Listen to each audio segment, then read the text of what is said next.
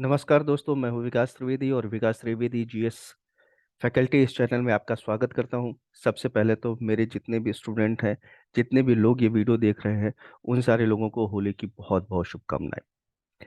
होली खेलिए, हुड़दंग का त्यौहार है, लेकिन कोशिश करिए कि इतनी हुड़दंग मत करिए कि लोगों को परेशानी होने लगे। ठीक है, आपका हक है मज़े करने का, प्लीज़ मज़े करिए, लेकिन सेफ होली खेलिए। चलिए आगे बढ़ते हैं हम लोगों ने शुरू कर दिया था कि किस तरह से नॉन कॉपरेशन मूवमेंट का ताना बाना बुना गया, और इस ताना बाना की वजह से जो कई सारे अलग अलग कम्युनिटीज थे उनको गांधी जी साथ में ले आए और एक नेशनल मूवमेंट खड़ा कर दिया। आज उसी क्रम को आगे हम लोग बढ़ाते हैं, लेकिन ये वीडियो देखने के पहले मैं आपसे कह रहा हूँ कि नीचे डिस्क्रिप्शन बॉक्स में जो क्वेश्चंस हैं, आप क्वेश्चंस पर नज़र मारिए, और जितने भी क्वेश्चंस हैं, क्वेश्चन के आंसर आपको इसी लेक्चर में मिल जाएंगे, क्योंकि ये जितना भी इम्पोर्टेंट आपके सब टॉपिक दिए गए हैं, चाहे वो नीटिंग अ पॉपुलर मूवमेंट हो, 2.1 हो, 2.2 हो, 2.3 हो, ये सारे लगभग एक ही तरीके से बातें कह रहे हैं। ठीक है, तो मैं आपको पूरी तरह से एक जिस्ट दे दूंगा ताकि ये जो पार्ट है ये आपको अच्छे से समझ में आ जाए। देखिए, सबसे पहली बात तो मैं आपको बता दूं कि ये जो वीडियोस मैं बना रहा हूँ ये आपके सीयूटी के एग्जाम के लिए, टीजीटी के एग्ज़ाम के लिए, और बहुत सारे ऐसे कॉम्पिटिटिव एग्ज़ाम हैं जिनके लिए बहुत यूज़फुल होगा। साथ साथ जो हमारे 12th के स्टूडेंट हैं उनको उनके हिस्ट्री के पेपर में काफ़ी जो है सहायक होगा ये, क्योंकि ये मैं कहानी सुना रहा हूँ, एक कहानी विद फैक्ट्स। ठीक है, अब अगर आप इस कहानी को अच्छे से सुन लेते हैं तो मुझे लगता है कि बहुत सारे आपके जो कन्फ्यूज़न है वो दूर हो जाएंगे और आप परीक्षा में आप अच्छे से अच्छे नंबर ला सकते हैं। चलिए, आज का जो टॉपिक है नीटिंग अ पॉपुलर मूवमेंट, इसके बारे में हम लोग देखते हैं। और ये इससे पहले हमने बता दिया था कि खिलाफत मूवमेंट और ये जो आपका नॉन कॉपरेशन मूवमेंट है, और इसके अलावा बैकग्राउंड में जो भी गतिविधियां चल रही थी, जैसे रॉलेट एक्ट चल रहा था, जलियांवाला बाग आंदोलन हो चुका था, कांड हो चुका था, इन सारी चीजों को मिलाकर गांधी जी ने नॉन कॉपरेशन मूवमेंट शुरू तो कर दिया था। लेकिन अब इस नॉन कॉपरेशन मूवमेंट को हमारे जितने भी लोग थे वो किस तरह से देख रहे थे। यानी यहाँ पर जो पहला क्वेश्चन आपका बनेगा, जो 12th वाले स्टूडेंट हैं उनके लिए बनेगा कि कॉन्सिक्वेंसेस ऑफ, क्या क्या परिणाम रहे जब एनसीएम को शुरू कर दिया गया। ठीक है, तो ये वाला जो आपका पैसेज है ये कॉन्सिक्वेंसेस बता रहा है कि किस तरह से ये जो एनसीएम शुरू किया गया, नॉन कॉपरेशन मूवमेंट शुरू किया गया, इस इसका एक रिएक्शन देखने को मिला। क्या रिएक्शन देखने को मिला? पहली बात तो जितने भी नेशनलिस्ट मूवमेंट हुए हैं उसमें हमारे जितने भी इंडियंस थे, इंडियंस ने जो ब्रिटिश थे उन ब्रिटिश की खिलाफत की। लेकिन यहाँ पर खिलाफत नहीं है, यहाँ पर एक तरह से अगेंस्ट में नहीं जा रहे, अपोजिट नहीं जा रहे। यहाँ पर हम क्या कर रहे हैं कि नॉन कॉपरेशन कर रहे हैं।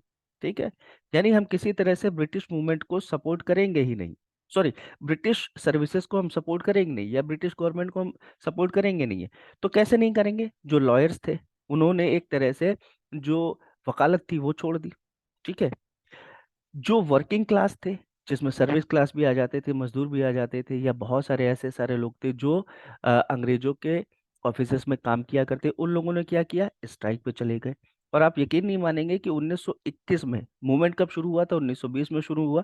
ठीक है, अब जब 20 में शुरू हुआ तो 21 में हमें क्या धीरे धीरे कॉन्सिक्वेंसेस देखने को मिले? जितने भी कर्मचारी है उन्होंने सपोर्ट करना शुरू कर दिया, सॉरी, सपोर्ट सपोर्ट करना बंद कर दिया, और जो स्ट्राइक थी वो स्ट्राइक लगातार बढ़ती चली गई। 1921 में 396 यानी 400 के आसपास स्ट्राइक्स हुई, और इन स्ट्राइक्स में लगभग 7 मिलियन वर्क वर्किंग डे का लॉस हुआ। 7 मिलियन वर्किंग डे का मतलब, अगर इतने सारे लोगों ने स्ट्राइक कर दी तो जितने भी नंबर ऑफ पर्सन हैं, दे हैड टू हैंड्स। ठीक है, तो उतने सारे लोगों ने काम करना बंद कर दिया, तो अफेक्ट लगभग 7 मिलियन वर्क डेज जो है अफेक्टेड हुए। यहाँ तक कि अब ये सब तो कर्मचारी थे, ब्रिटिश के साथ मिलकर काम करते थे, उन्होंने कॉपरेशन करने से मना कर दिया। लेकिन जो साधारण लोग थे उन्होंने भी इसका प्रोटेस्ट किया।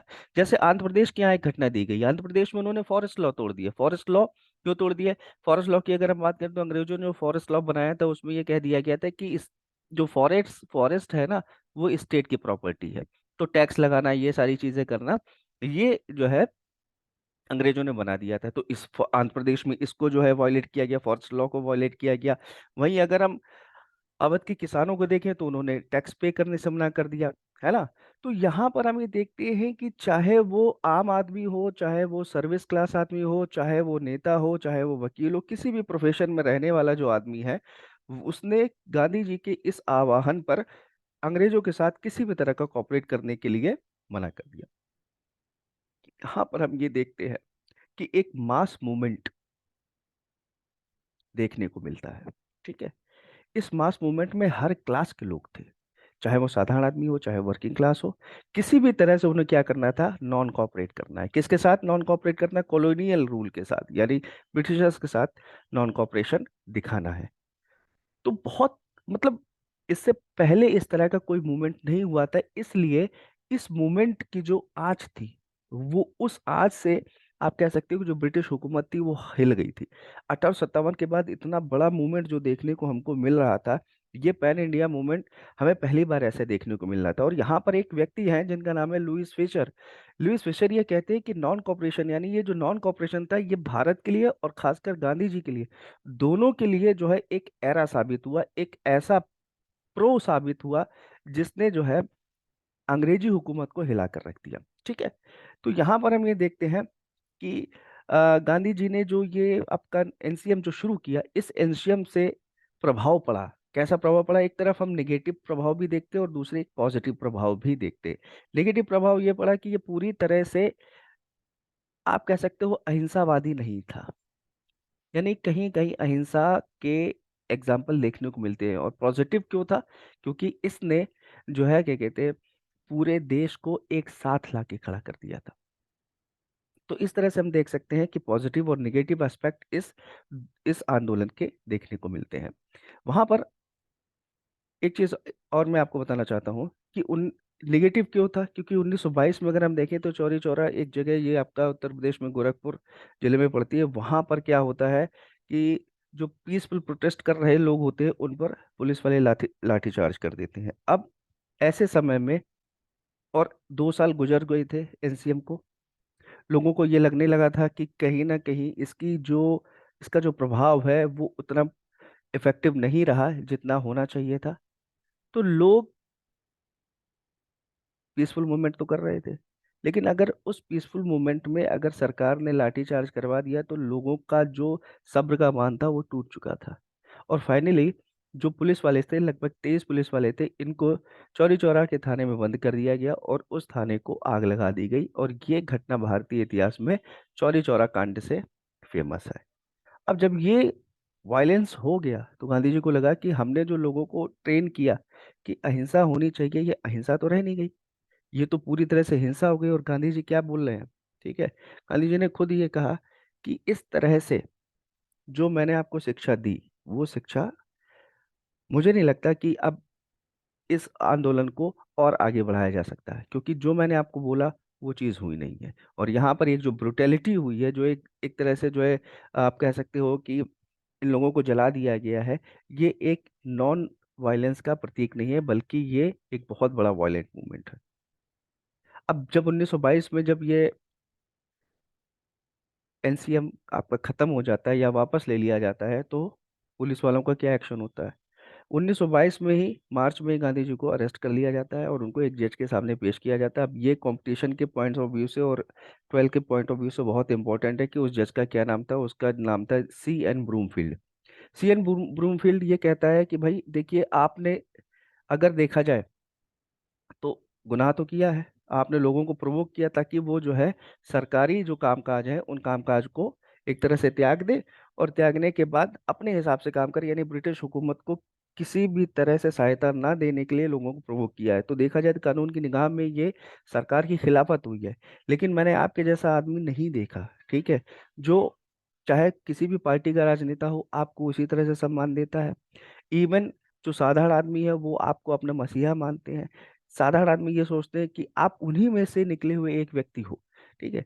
तो आप, मैंने अपने जीवन में इस तरह का कोई भी व्यक्तित्व नहीं देखा जिसके खिलाफ जो है चार्जेस लगाने में मुझे सोचना पड़ रहा है। तो इस तरह के कुछ उस ब्रूमफील्ड के विचार थे। और उसने साफ साफ ये भी कहा कि अगर सरकार की तरफ से सजा कम होने का कोई प्रोविजन होगा तो उस प्रोविजन को कम करने में मुझसे ज्यादा खुश नसीब कोई व्यक्ति नहीं होगा। यानी आप ये देखिए, गांधी जी की महानता इसमें आप ये देख सकते हो कि उन्होंने साइलेंटली सब कुछ किया।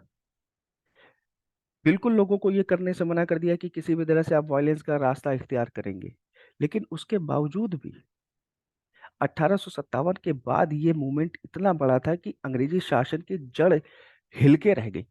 लोगों को ये लगने लगा था कि अब गांधी जी आ गए हैं एक मसीहा के रूप में, एक सुपरमैन की तरह से, और अब तो हमें आजादी मिलनी ही है। ठीक है। तो यहाँ पर मेन जो चीज आती है कि गांधी जी किस तरह से लोगों को समझाते थे, किस तरह से लोगों को बताते थे कि क्या करना है क्या नहीं करना है। इस तरह की एक जो लीडरशिप थी ना, ये पहले कभी नहीं देखी गई। और यही वजह है कि अभी तक जो मैंने आपको बताया वो कॉन्सिक्वेंसेज हुए। इन कॉन्सिक्वेंसेज ने गांधी जी को एक टॉप लेवल का नेता बना के रख दिया। अब पीपल्स लीडर, क्यों पीपल्स लीडर? अब यहाँ प्रश्न आपका यही बनता है कि क्यों गांधी जी एक आम आदमी के नेता बन चुके थे। देखिए, शुरुआत की अगर मैं बात करूं तो 1916 में गांधी जी की पहली बार अपीयरेंस हुई थी। और इस अपीयरेंस में कहाँ हुई थी? ये अपीयरेंस हुई थी आपकी बीएचयू में 1916 में। और बीएचयू में उन्होंने ये कहा था कि देश ऐसे आजाद नहीं हो सकता। देश कैसे आजाद होगा? जब हम एक आम आदमी की तकलीफ को समझेंगे, आम आदमी को साथ लेकर चलेंगे, तभी देश आजाद हो सकता है। और 1916 में किया गया वादा एक तरह से कि हम साथ, अपने साथ सारे आम आदमियों को लेकर ये मूवमेंट जारी रखेंगे। इस वादे को गांधी जी ने पूरी तरह से प्रूव करके दे दिया। चाहे वो चंपारण का मूवमेंट हो, चाहे वो अहमदाबाद मिल स्ट्राइक हो, चाहे वो जो है क्या कहते हैं खेड़ा सत्याग्रह हो। आप इनमें से देख सकते हैं कि कोई भी ऐसा व्यक्ति नहीं था जो एलाइट क्लास का था जिसके लिए, एलाइट क्लास के लिए गांधी जी लड़े हो। गांधी जी किसके लिए लड़े? गांधी जी आम आदमी के लिए लड़े, उनकी तकलीफों को दूर करने के लिए लड़े। ठीक है। और हर, ऐसा नहीं कि गांधी जी हिंदू थे तो वो हिंदू के बारे में सोचे, नहीं, उन्होंने मुसलमानों को भी उसी समान भाव से देखा। इसीलिए तो वो जो है पीपल्स के लीडर बन गए। और हर आम आदमी ये सोचता था कि ये हमारे लिए गांधी जी मेरे ही हैं, गांधी जी मेरे ही हैं, चाहे वो हिंदू हो, चाहे मुसलमान, चाहे सिख हो। हर आदमी ये समझता था। किसी भी पॉलिटिकल पार्टी का व्यक्ति हो, वो भी यही समझता था कि गांधी जी उनके हैं। क्यों हैं उनके? क्योंकि गांधी जी उन्हीं की तरह बातें करते थे, उन्हीं की तरह रहते थे, उन्हीं की तरह दिखते थे।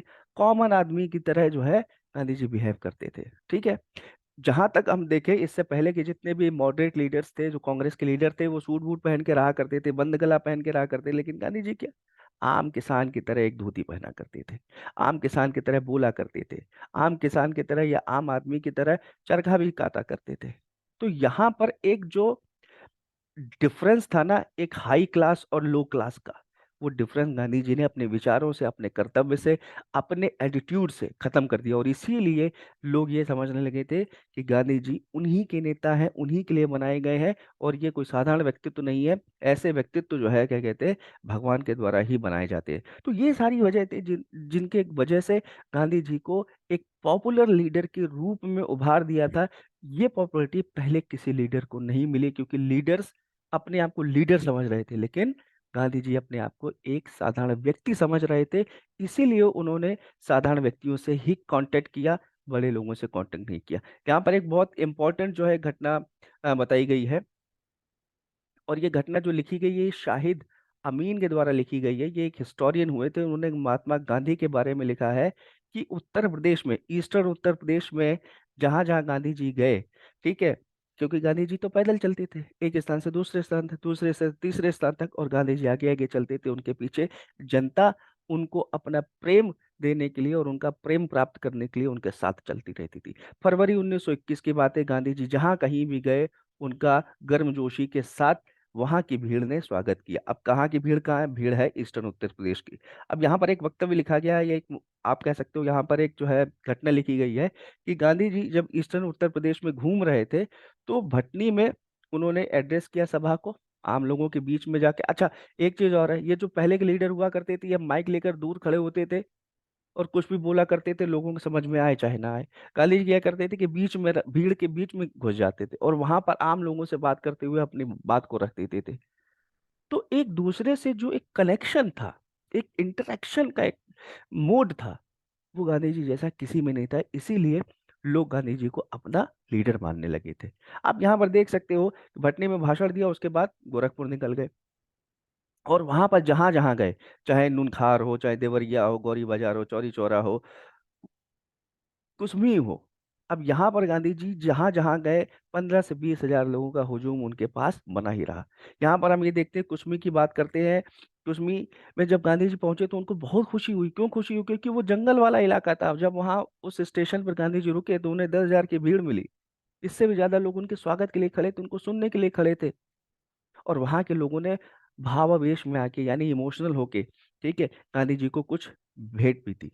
लेकिन गांधी जी ने मना कर दिया। गांधी जी ने कहा कि यह, इसकी जरूरत मुझे नहीं है, इसको आप गोरखपुर में भेजिए, जो भी सहायता करना चाहते हैं आप गोरखपुर वासियों के लिए करिए, क्योंकि वहां पर जरूरत है।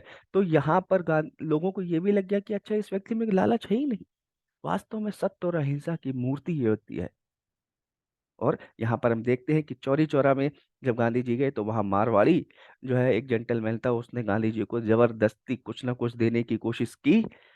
और एक बार जब ये सिलसिला शुरू हुआ तो आप यकीन नहीं मानेंगे कि वहां पर बड़ी सी चादर बिछा दी गई, और गांधी जी के ना चाहने पर भी, ना कहने पर भी, एक बहुत बड़ी धनराशि की बरसात होने लगी। और देखते ही देखते, ठीक है, इतना लोगों में जोश आ गया कि उस जोश को ठंडा करने के लिए, उस जोश को सेटिस्फाई करने के लिए गांधी जी को कहाँ, एक बड़े स्टेज पर, एक भीड़ में जाके, एक ऊंची स्थान पर बैठना पड़ा, खड़ा होना पड़ा, और लोगों को संबोधित करना पड़ा। So this was the popularity of Gandhi ji. और ये पॉपुलरिटी ऐसी मिली थी, ऐसे नहीं मिली थी, ये पॉपुलरिटी मिली थी गांधी जी के एक सत्य की राह पर चलने की वजह से।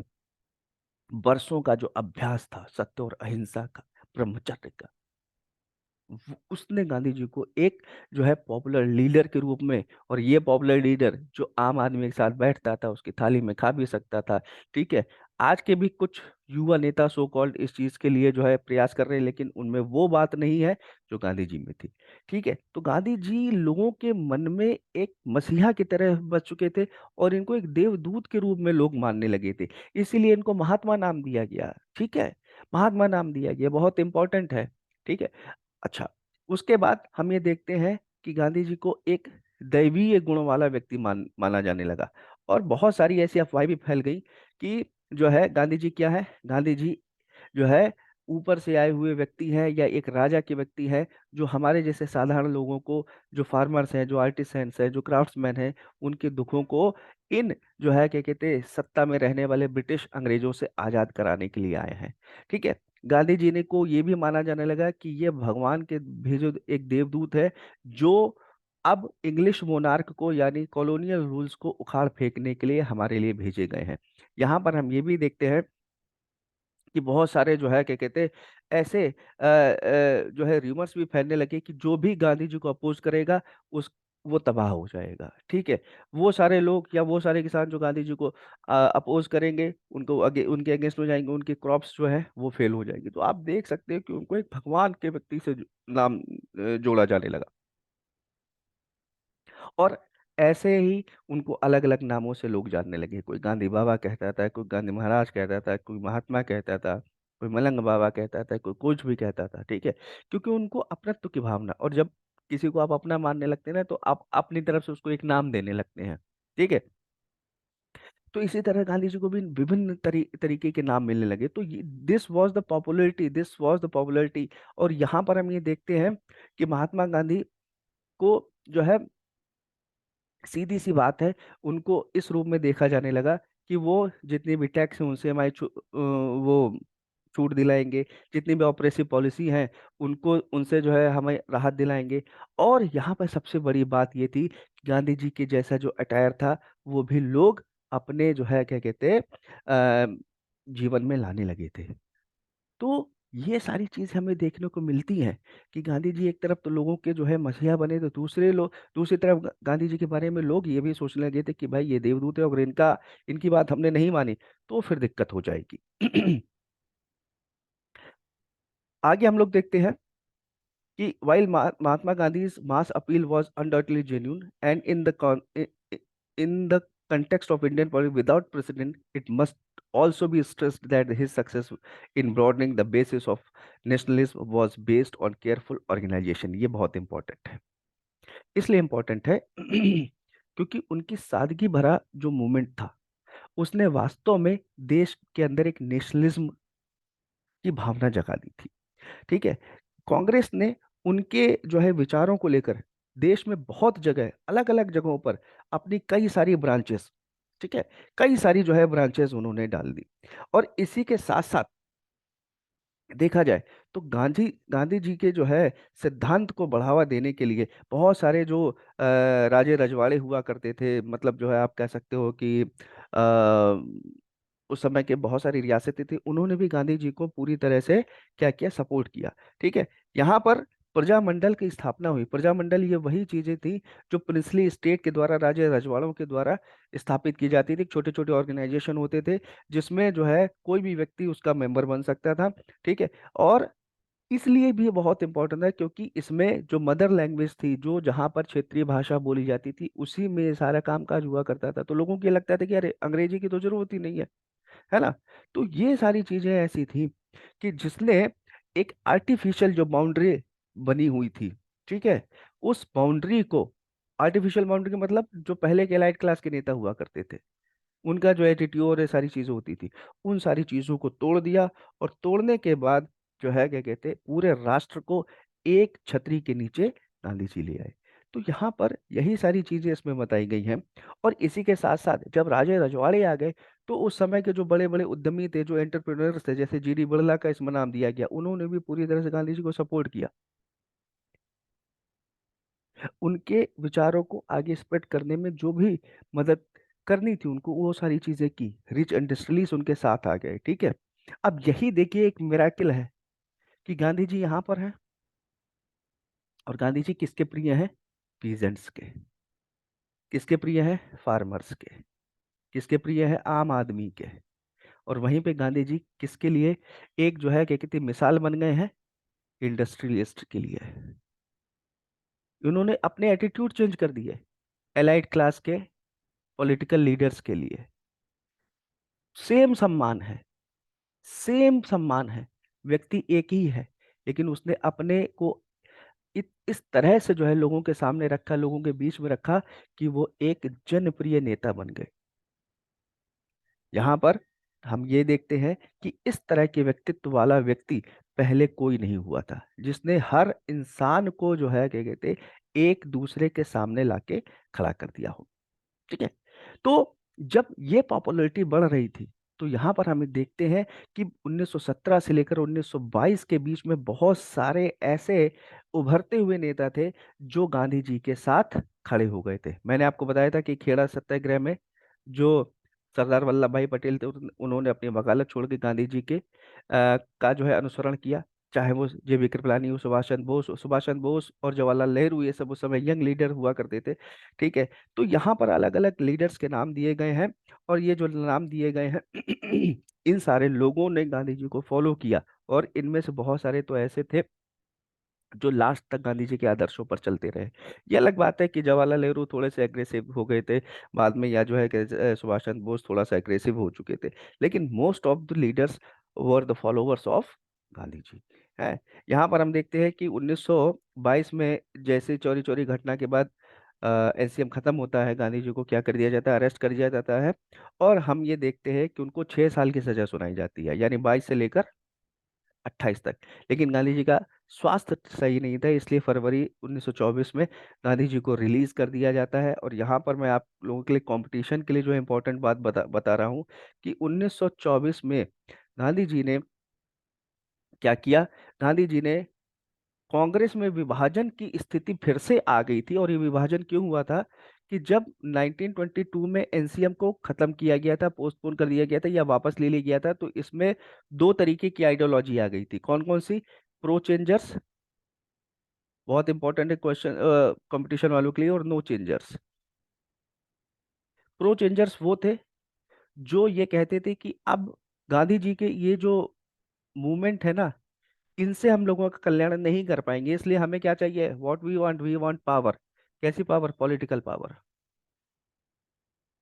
ठीक है। तो इसमें कौन थे? मोतीलाल नेहरू थे, सीडी, सॉरी, सीआर दास थे, हकीम अजमल खान थे। ये सारे नाम आपके लिए इंपॉर्टेंट हैं। ठीक है। इन्होंने सोचा कि अब हम जो भी चुनाव होंगे, क्योंकि आप ये देखिए कि 1919 के मिंटो मॉर्ले रिफॉर्म में, I am sorry, Montagu James for reform में जो है, यहाँ पर बाई कैमरल हो गया था लेजिस्लेशन, यानी इसमें लेजिस्लेटिव पावर वाइसराय की और एग्जीक्यूटिव पावर को पूरी तरह से अलग कर दिया गया था। यानी यहाँ पर दो सदन बन गए थे, अपर हाउस और लोअर हाउस। ठीक है। वैसे अगर आपसे पूछा जाए कि लेजिस्लेटिव पावर और एग्जीक्यूटिव पावर कब अलग की गई थी, तो सेपरेट की गई थी चार्टर एक्ट ऑफ 1853। बहुत इंपॉर्टेंट है, इसको याद कर लीजिएगा कि वायसराय, उस समय वायसराय नहीं हुआ करता था, उस समय गवर्नर जनरल हुआ करता था। मैं आपको एक बार बताऊंगा कि ब्रिटिश के समय में एक नए वीडियो में कि कौन कौन से एक्ट बनाए जाते थे, कौन कौन से एक्ट बनाए गए जिनसे हमारे कॉन्स्टिट्यूशन में बहुत सारी चीजें ली गई। तो लेजिस्लेटिव पावर और एग्जीक्यूटिव पावर सबसे पहली बार जब अलग की गई थी तो वो चार्टर एक्ट 1853 का एक्ट था। लेकिन जो पार्लियामेंट्री सिस्टम की शुरुआत हुई, जब इलेक्शन इनडायरेक्टली शुरू हुए, ठीक है, तो वो इंडियन काउंसिल एक्ट 1892 का था। ठीक है, 1892 का। अब 1885 में कांग्रेस बन चुकी थी। यहां पर हम ये देखते हैं कि जो प्रो चेंजर्स थे वो चाहते थे कि हम लेजिस्लेटिव असेंबली में चुनकर जाएं और लोगों का भला करें, और भला हुआ भी। ठीक है। कुछ लोग जैसे मोतीलाल नेहरू वगैरह प्रो चेंजर्स हुआ करते थे, तो इन्होंने अपनी एक पार्टी बना ली थी, बहुत इंपॉर्टेंट है। वो पार्टी थी आपकी 1923 में बनाई गई स्वराज पार्टी। अब लोगों के बीच में मैसेज आने लगा था कि भाई कांग्रेस में दो तरीके के लोग आ गए, एक तरह से कांग्रेस में फूट पड़ गई है। कुछ लोग चाहते हैं कि गांधी जी को फॉलो करें, कुछ लोग चाहते हैं कि हम गांधी जी को फॉलो नहीं करें, तो वो उसमें जाना चाहते हैं, सत्ता में जाना चाहते हैं। और इसी वजह से 1924 में, याद रख के रहिए कि there was the only session, Congress session जिसको गांधी जी ने चेयर किया था, और वो था बेलगाम सेशन। ये कहाँ पे, कर्नाटक में है। इसी वजह से कि लोगों के मन में ये बात ना जाए कि अब कांग्रेस दो अलग अलग पालों में बढ़ चुकी है। और गांधी जी के प्रयास से जो प्रो चेंजर्स थे, जो नो चेंजर थे, उनके बीच में जो आइडियोलॉजिकल क्लैशेस थे वो तो रहे। लेकिन बाद में एमएल नेहरू ने, सीआर दास ने ये जो पार्टी बनाई, इन्होंने कहा कि हम कांग्रेस से अलग नहीं है। लोगों के को ये बात पहुंचाई कि हम कांग्रेस से अलग नहीं है, हम कांग्रेस के अंडर ही रहकर चुनाव लड़ना चाहते हैं, और कुछ नियमों को लेजिस्लेटिव काउंसिल में पास करवा कर आप लोगों का भला चाहते हैं। यानी गांधी जी ने कांग्रेस को टूटने से एक बार फिर रोक लिया। आप लोग मुझे बताइए कमेंट में कि पहली फर्स्ट कांग्रेस में जो टेंशन हुआ था, जिसके कारण कांग्रेस दो भागों में अलग हो गई थी, एक्सट्रीमिस्ट और मॉडरेट्स में, वो कब हुआ था, कौन सा इंसिडेंस था। तो दोस्तों, आज जो मैं आपको बता रहा, आज जो मैंने आपको लेक्चर दिया, उस लेक्चर में जो क्वेश्चंस हैं, जो डिस्क्रिप्शन बॉक्स में लिखे हुए हैं, उनके सारे आंसर इसी कहानी के थ्रू से आप सुनकर अपनी भाषा में लिखिए, आपको बहुत अच्छे नंबर मिलेंगे।